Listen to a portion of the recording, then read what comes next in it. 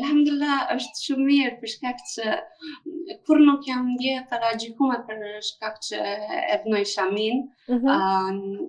Unë kur kam filluar me vendos shamin në vitin 2017, Mhm. fakti me ndrojtje edhe prej familjes edhe prej rrjetit se a ka më mujt me gjetë punë, a ka më mujt me gjetë partner për martesë, çfarë barjerash kam e pas gjatë jetës, po elhamdulillah që e kam pas bindjen, edhe Allahu ma ka mundësu që edhe me gjetë partnerin, edhe me gjetë punën, edhe me gjetë vendin ku jetoj, që mos me pas asnjë barjerë për shkak që je kam bind fesë.